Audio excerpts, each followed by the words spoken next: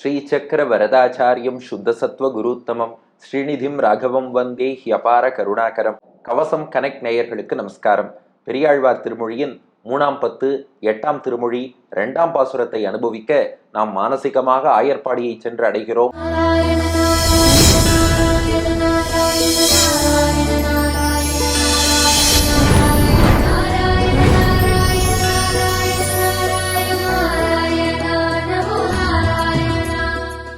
பெரியாழ்வார் ஒரு கோபிகையின் தாய் பாவத்தில் இருக்க, அந்த கோபிகையை கண்ணன் இரவோடு இரவாக களவாடி சென்று விட்டான்.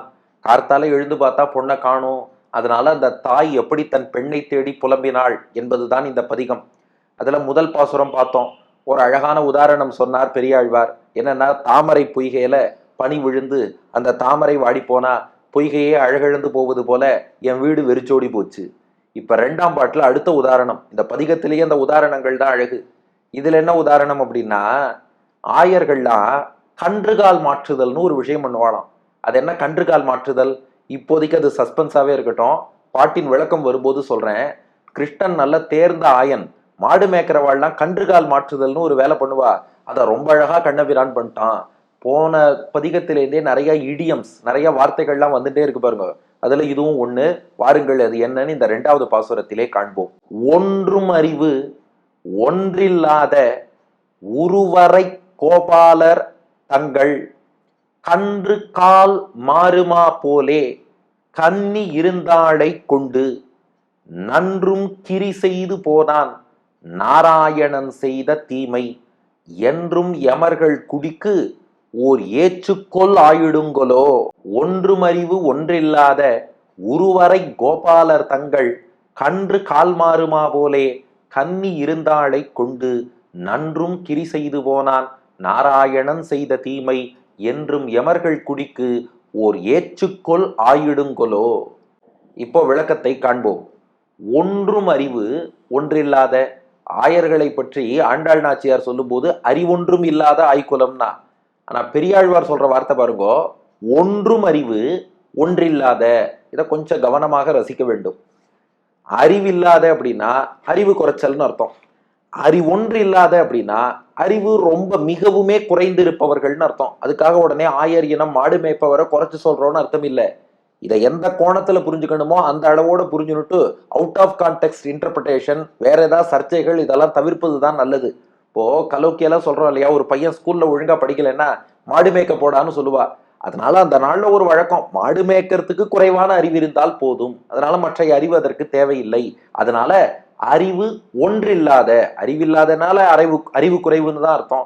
அறிவு ஒன்றில்லாத அப்படின்னா மிகவும் அறிவு குன்றியவர்கள். இதுல எப்படிப்பட்ட அறிவுனா, ஒன்றும் அறிவு ஒன்றில்லாத. ஒன்றும் அறிவுனா ஒன்றி வரக்கூடிய, சேர்ந்து வரக்கூடிய அறிவுன்னு அர்த்தம். எது ஒன்ற வேண்டும் என்றால் வைதிக அறிவும் லௌகிக அறிவும் ஒன்றும் ஒன்றி வர வேண்டும். அதனால அறிவு ஒன்று இல்லாதனா அறிவு துளி கூட இல்லாதன்னு அர்த்தம். இந்த ஒன்றும் அறிவு இருக்கு பாருங்க, அங்க ஒண்ணுன்னு அர்த்தம் இல்ல, இணைந்து வர வேண்டிய, ஒன்றி இணைந்து சேர்ந்து வரக்கூடிய அறிவு. அது என்ன? ஒரு பக்கம் வைதிக அறிவு, மறுபுறம் லௌகிக அறிவு. வைதிக அறிவு என்று சொன்னால் நம்ம வேத சாஸ்திரங்கள்லாம் படிக்கிறோம். அந்த வேத சாஸ்திரங்களை கற்று அதன் மூலமாக ஆச்சாரியன்டேந்து சில விஷயங்கள் புரிஞ்சுக்கிறோம் பாருங்க. இது நம்ம புத்தியாலேயோ நம்ம ஆராய்ச்சியாலேயோ சயின்ஸாலேயோ தெரிஞ்சுக்க முடியாது. சாஸ்திரத்தை கொண்டு மட்டுமே தெரிந்து கொள்ள வேண்டிய விஷயங்கள். இன்னைக்கு நம்ம சாஸ்திரத்தையே சயின்ஸ்குள்ள கொண்டு வரலாம்னு பாக்குறோம். அதெல்லாம் சாத்தியம் இல்லை. இது சயின்டிபிக்காவோ புத்தி பூர்வமாவோ தெரிஞ்சுக்க முடியாமல் ஆன்மீகமா அமானுஷமா அதிமானுஷமா தெரிந்து கொள்ளக்கூடிய அதீந்திரியமான விஷயங்கள், அதுக்கு வைதிக அறிவுன்னு பேரு. இன்னொரு பக்கம் லௌகிக அறிவுனா physics, chemistry, biology, history, geography, literature எவ்வளவோ படிக்கிறோம். இதெல்லாம் லௌகிக அறிவுல வரும். ஆனா ஒருத்தனுக்கு வாழ்க்கையில எப்படி இருக்கணும்னா, இங்க வாழ்வதற்கான லௌகிக அறிவும் தேவை, அவ்வுலகத்தை அடைவதற்கான வைதிக அறிவும் தேவை. ரெண்டும் ஒன்றி வரணுமா. அதுக்கு தான் ஒன்றும் அறிவுன்னு பேரு. அதனால பொருந்தி இருக்கக்கூடிய ஞானம் ஒன்றும் அறிவு, லௌகிகம் வைதிகம்.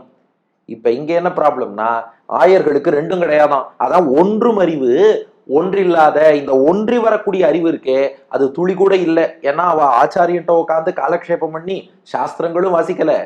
இந்த பக்கம் லௌகிக கல்வியில கணக்கு, உனக்கு இல்ல சயின்ஸ் தெரியுமா, ஹிஸ்டரி ஜியாகிரபி தெரியுமானா அதுவும் வாசிக்கல. அதனால ஒன்றும் அறிவு ஒன்றில்லாத. நம்மள கூட நிறைய பேர் என்னை பார்த்தா இந்த கேள்வி கேட்கணும்னு யாரோ சொல்லி வச்சிருக்கா. நீங்க எப்படி சார் பேலன்ஸ் பண்றீங்க? மெடிக்கல் ப்ரொஃபஷன், ஆன்மீக உபன்யாசம் ரெண்டும் எப்படி பேலன்ஸ் பண்றீங்க? நான் சொல்லிடுறது, தயவு செஞ்சு அப்படிலாம் எதுவும் பேலன்ஸும் கிடையாது. என்னை பத்தி நீங்களா ஏதோ கற்பனை பண்ணிட்டு இவர் ஏதோ சூப்பர் மேன் ஏதோ பேலன்ஸ் பண்றாருலாம் நினைச்சு தயவு செஞ்சு அதை கேள்வி கேட்காதீங்க. நீங்க நினைச்சு பாருங்களேன், பாக்குறவா எல்லாரும் நம்ம கிட்ட ஒரே கேள்வியை கேட்டா கோபமே வராத ஆசாமிக்கு கூட என்னைக்காவது கோபம் வருவதற்கு வாய்ப்பு உண்டு தானே. அதனால அந்த கேள்வியை விட்டுடுவோம். ஆனாலும் வாழ்க்கைக்கு ரெண்டுமே தேவையாத்தான் இருக்கு. அந்த வகையில ஒன்றும் அறிவு, வைதிக அறிவு, லௌகிக அறிவு ரெண்டும் ஒன்றி போகக்கூடிய அந்த அறிவானது ஒன்றில்லாத, சுத்தமா இல்லாத ஆயர்கள். அடுத்தது அதே ஆயர்களுக்கு இன்னொரு லட்சணம் சொல்றார். உரு அறை. உருனா தோற்றம்னு அர்த்தம்.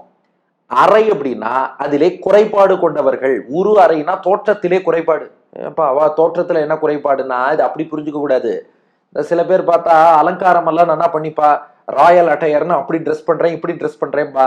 ஆனா மாடு மேய்க்கிறவா இருக்காளே, அவ பாட்டுக்கு இடுப்புல ஒரு வேஷ்டி கட்டிட்டு, தலையில ஒரு முண்டாசு கட்டிட்டு, கையில ஒரு குச்சி வச்சுட்டு ரொம்ப நார்மலான ட்ரெஸ்ல இருப்பா. இன்னைக்கு உலகம் ஆள் பாதி ஆடை பாதின்னு தான் ஜட்ஜ் பண்ணும். ஆனா அப்படி இல்லாமல் இவளுக்கு ஞானமும் குறைவாத்தான் இருக்கு. அதற்கேற்றபடி அவர்களுடைய அந்த ஆடை அணிந்திருப்பதும் பார்த்தால் உரு அறை, உருவத்திலும் குறைபாடு, அதாவது தோற்றத்திலையும் பார்த்தா பெரிய ராயல் அட்டையர்லாம் எதுவும் கிடையாது. ரொம்ப சாதாரணமான ஆடை அணிந்து கொண்டு இருக்கக்கூடியவர்கள். அப்படிப்பட்ட கோபாலர் தங்கள், கோனா பசு, கோபாலர்னா பசுக்களை பராமரிப்பவர்கள். அந்த கோபாலர் தங்கள், இங்க தங்கள்ங்கிறது தாங்கள் என்பதனுடைய வடிவம். கோபாலர் தாங்கள்னா ஆயர்களாகிய அவர்கள். ஒன்றுமறி ஒன்றில்லாத ஒருவரை கோபாலர் தங்கள். இந்த பொருந்தி வரக்கூடிய சாஸ்திர லௌகிக ஞானமும் இல்லாமல் தோற்றத்திலும் ஏதோ குறைபாடு கொண்டவர் போல் இருக்கக்கூடியவர்களான இந்த ஆயர்கள், அவ ஒரு வேலை பண்ணுவாளாம். அதுக்காக எல்லா ஆயர்களும் பண்ணுவான்னு இல்லை, யாராவது ஒரு சிலர் மட்டும் பண்ணுவாளாம். பொதுவா அவர்கள்லாம் கிருஷ்ணன்ட்ட ரொம்ப ஈடுபாடு கொண்டவர்கள், அதெல்லாம் ரொம்ப வசதி. அதனாலதான் மீண்டும் மீண்டும் பேரலா சொல்லின்னு வர பாருங்க. ஏதோ ஆயர்களை குறைச்சு மதிப்பிட்டுட்டார், கிடையவே கிடையாது. ஆண்டாளே ஆயர் குலத்துல ஒரு பிறவி வேணும்னு ஆசைப்பட்டாளே, ஆண்டாள் ஆயர்களோடு ஒரு ரத்த தொடர்பு தனக்கு வேண்டும்னு ஆசைப்பட்டாளே, அதனால அதுல எல்லாம் குறைவே கிடையாது. ஆனா ஒரு சில ஆயர்கள் ஒரு வேலை பண்ணுவாளாம். என்னன்னா கன்று கால் மாறுமா போலே. கன்று கால் மாறுதல் அது என்னன்னா ஒண்ணும் இல்ல, ரொம்ப சிம்பிள். இவா வீட்டுல ஒரு கண்ணுக்குட்டிக்கு வியாதி வந்துருத்து, அல்லது ரொம்ப நோஞ்சானா இருக்கு, இந்த கண்ணுக்குட்டி தேராதுன்னு தெரிஞ்சா என்ன பண்ணுவாளாம், இதே மாதிரி இன்னொரு கண்ணுக்குட்டி யார் வீட்டுல இருக்குன்னு பாப்பாளாம். பார்த்துட்டு இந்த கண்ணுக்குட்டிய போய் அவ வீட்டுல விட்டுட்டு, ராத்திரியோட ராத்திரியா எல்லாரும் தூங்கிட்டு இருக்கிற நேரத்துல இந்த கண்ணுக்குட்டியை கொண்டு போய் அங்க விட்டுட்டு, அங்க இருக்கிற நல்ல கண்ணுக்குட்டியை இவா தூக்கின்னு வந்துருவாளாம். இதுக்குத்தான் கன்றுக்கால் மாறுதல்னு பேரு.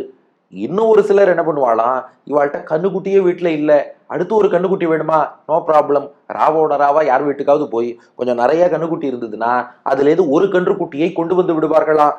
கன்று கால் மாறுமா போலே. இதை எதுக்கு சொல்றான்னா, பொதுவா ஆயர்கள்னா உருவத்திலையும் தோற்றம் பெருசா இருக்காதுங்கிறோம், அறிவும் குறைச்சல்ங்கிறோம்.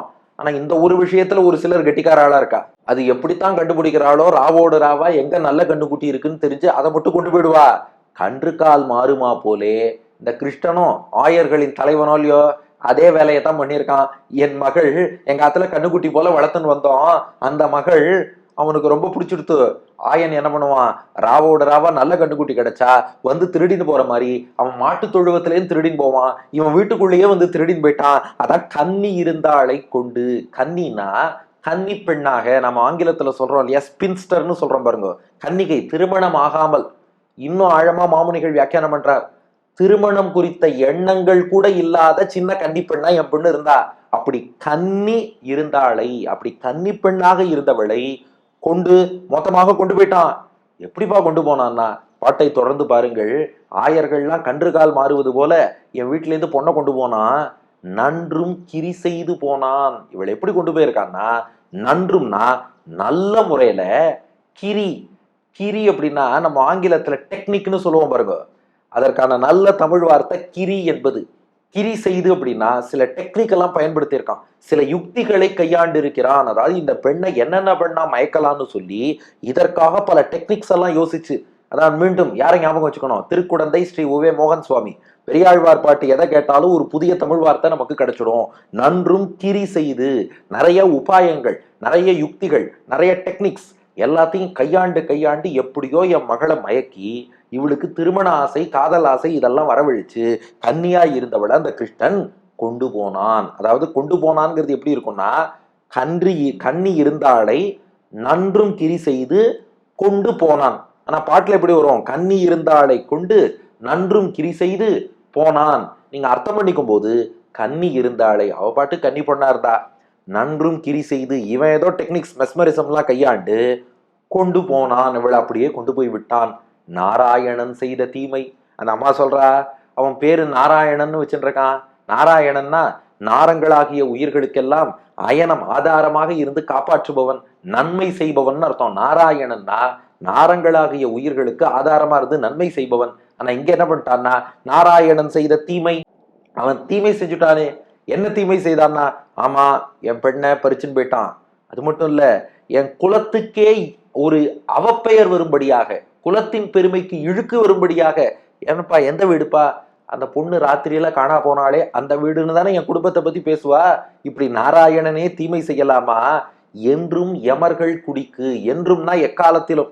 அதாவது லோகத்துல வம்பு பேசுறவா இருக்காளே, எத்தனை வருஷம் ஆனாலும் இதை பத்தி பேசிட்டே இருப்பா. என்றும் எல்லா காலத்துக்கும் யமர்கள் குடிக்கு. யமர்கள் குடினா எங்கள் குலம்னு அர்த்தம். எங்களுடைய இந்த குலத்துக்கு, குடும்பத்துக்கே ஓர் ஏச்சுக்கொல் ஆயிடும் கொலோ. கொல் அப்படின்னா ஈஃப் ஆங்கிலத்துல சொல்லுவோம் இல்லையா, இப்படி ஆயிடுமோ, சப்போஸ் அப்படி ஆகுமோன்னு கேட்கிறோம் பாருங்க. ஓர் ஏச்சுக்கொல், ஏச்சுனா ஏச்சு பேச்சு, பழிப்புன்னு அர்த்தம், பழிச்சொல்னு அர்த்தம். ஓர் ஏச்சு, ஒரு பழிச்சொல். ஏன்னா இது வரைக்கும் எங்க குலத்துக்கு ஒரு பழிச்சொல் கிடையாது. ஆயர்களுக்கு ஞானம் கம்மின்னு சொல்லுவா, அது பழி கிடையாது. ஆயர்கள் தோற்றத்துல சிறப்பா இருக்க மாட்டான்னு சொல்லுவா, அது பழி கிடையாது, எங்கள் இயல்பு. ஆனா அப்படி இருக்கக்கூடிய எங்கள் குலத்துக்கு இப்ப இவனால ஒரு பெண் இப்படி போனாள் என்ற ஒரு பழிச்சொல், ஒரு ஏற்றுக்கொள் ஆயிடுங்கொலோன்னா. அதுதான் இந்த பாட்டுல ரொம்ப பெரிய ரகசியம். ஆயிடுங்கொலோ, அப்படி ஆயிடுமோன்னா. அப்படி ஆயிடுமோன்னா, ஆயிடுமோ ஆகாதோ இன்னொன்னு வரும் இல்லையா. ஒரு நண்பர்கிட்ட இது என்னப்பா நடக்குமா அப்படின்னு கேட்டா, நடக்குமா நடக்காதா என்றுதானே பொருள். அங்க அது இருக்குமா அப்படின்னா இருக்குமா இருக்காதான்னு அர்த்தம். கிடைக்குமானா கிடைக்குமா கிடைக்காதான்னு அர்த்தம். அதுபோல ஏச்சுக்கொல், இது ஏச்சாக ஆகுமா, ஆயிடுங்கொலோ அப்படி ஆகிவிடுமா அப்படின்னா என்ன அர்த்தம்னா, இது பழியாக ஆகாமல் இருக்கவும் வாய்ப்பு இருக்கு. அது எப்படி பொண்ணை கொண்டு போனா எப்படி பழியாகாம இருக்கும்னா, சாதாரணமா கொண்டு போல இதை மணவாள மாமுனிகள் அற்புதமா வியாக்கியானம் பண்ணார். இல்ல, இது நம்ம குலத்துக்கே ஒரு பெருமையாக ஆனாலும் வாய்ப்புண்டு. எல்லாரும் பெருமாளை தேடி போயிட்டு இருப்பா. ஆனா அந்த பகவான் எந்த ஆய்குலத்தை, அறிவொன்றும் இல்லாத ஆய்குலம்ங்கிறோமோ, எங்க குலத்தை தேடி வந்து எங்காத்து பொண்ண பெருமாளே வந்து திருக்கல்யாணம் பண்ணிட்டு போனார்னு பெருமையா இருக்குமா? அல்லது அந்த பெண் பெருமாளோட போயிட்டான்னு ஒரு இழுக்காக அவப்பெயராக ஆகுமா என்று அந்த தாய் கேட்கிறாளாம். நீங்க பதில் சொல்லுங்க. பெருமாளே எங்க ஆத்துக்கு வந்து எங்க பொண்ணை அழிச்சுன்னு போனார்னா அது எங்களுக்கு பெருமையாகுமா? அல்லது என்னடா இது ராவோட ராவா இந்த பெண் போயிட்டாளேன்னு இது ஏச்சு பேச்சாகுமா? இதை தவிர்க்கணும்னா நாராயணன் என்ன பண்ணிருக்கணும்னா, நாராயணன் செய்த தீமை. அவன் என்ன தீமை செஞ்சான் தெரியுமா? அழகா மாமுனிகள் வியாக்கியானம் பண்ணார். எல்லாமே அவன் சொத்து தானே. அவன் சொத்தாகிய இந்த பெண்ணை பகல் நேரத்திலேயே அவன் வந்து அழிச்சுன்னு போயிருக்கலாமே. தன் சொத்தை திருட்டுத்தனமா ராத்திரி நேரத்துல வந்து எடுத்தானே, அதுதான் நாராயணன் செய்த தீமை. அப்ப இவளை அழைச்சுன்னு போனது பெருமாள் செய்த தீமை இல்லையா? அவ்வளவு ரசிச்சு மாமுனிகள் வியாக்கியானம் பண்ணியிருக்காரு இந்த இடத்த. நாராயணன் செய்த தீமைங்கிறது என்னன்னா, ஒண்ணும் இல்ல, நம்ம வீட்டுல ஒரு பொருளை நாம எடுக்கிறோம்னா நாம பாட்டுக்கு பகல்ல எல்லாரும் பார்க்கும்படி எடுக்கலாம் இல்லையா. அப்படியே திருட்டு மொழி முழிச்சுட்டே ராத்திரி நேரத்துல எல்லாரும் தூங்கும் போது நாம போய் எடுத்து சாப்பிட்டா, என்னடா திருட்டு மொழி முழிக்கிற, திருட்டுத்தனம் பண்றியன்னு கேட்பாளா இல்லையா? நம் பொருளை நாம பகல்லையே எல்லார் கண் முன்னாடி எடுத்துன்னு போயிருக்கலாம் இல்லையா? அவ்வளவுதான் விஷயம். இதை நாராயணன் பண்ணியிருக்கலாமே. ஏன் இந்த தீமை செய்தான்? இப்படி செய்ததால் ராத்திரியில போனான்னு பழிச்சு பேசுவாளா, அல்லது நாராயணனே வந்து எடுத்துன்னு போனான்னு சொல்லி புகழ்ந்து பேசுவார்களா என்று அந்த தாய் கேட்கிறாள். ஒன்றும் அறிவு ஒன்றில்லாத உருவரை கோபாலர் தங்கள் கன்று கால் மாறுமா போலே கன்னி இருந்தாளை கொண்டு நன்றும் கிரி செய்து போனான் நாராயணன் செய்த தீமை. என்றும் யமர்கள் குடிக்கு ஓர் ஏச்சுக்கொல் ஆயிடுங்கொலோ. ஒன்றுமறிவு ஒன்றில்லாத உருவரை கோபாலர் தங்கள் கன்று கால் மாறுமா போலே கன்னி இருந்தாளை கொண்டு நன்றும் கிரி செய்து போனான் நாராயணன் செய்த தீமை. என்றும் யமர்கள் குடிக்கு ஓர் ஏச்சுக்கொல் ஆயிடுங்கொலோ. ஒன்றி வரக்கூடிய லௌகிக வைதிக ஞானம் சுத்தமாக இல்லாத ஆயர்குலம், தோற்றமும் சிறப்பாக இல்லாத ஆயர்குலம், இப்படிப்பட்ட ஆயர்கள்லாம் கன்றுகால் மாற்றுதல்னு ராவோட ராவா கண்ணுக்குட்டியை திருடின்னு போற மாதிரி என் வீட்டில் இருந்த கன்னி பெண்ணை ஏதேதோ உபாயம் கிரியெல்லாம் செய்து இவன் கொண்டு போயிட்டான். இந்த நாராயணன் இப்படி ராவோட ராவா கொண்டு போறதுங்கிற தீமையை பண்ணலாமா? இதனால என் குடிக்கு பெருமை வருமா இகழ்ச்சி வருமா என்று அந்த தாய் கேட்கிறாள். அடியன் வழங்கும் ஆங்கில வடிவம். We cowherds are devoid of any kind of knowledge. We are not good in our attire as well, but some of the cowherds stealthily take away the calls from others' homes. Likewise, Krishna, the chief of all cowherds, took away my daughter by using a lot of techniques and spoiled her mind when she was a spinster. Can Narayana do such a harm because of which my clan will get fame or blemish என்பது இதற்கான ஆங்கில வடிவம். தொடர்ந்து இதற்கு அடுத்த பாசுரத்திலும் இந்த தாயினுடைய பேச்சு தொடரும். பெரியாழ்வார் திருவடிகளே சரணம்.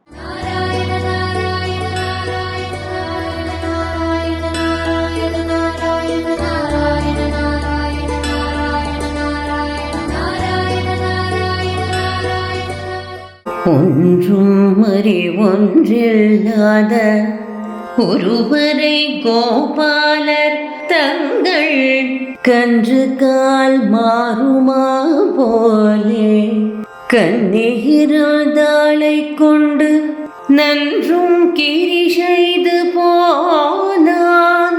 நாராயண செய்த தீமை என்றும் யமர்கள் கொடிக்கு ஓர் ஏற்றுக்கொள்ளாயிடுங்கோலோ. ஆ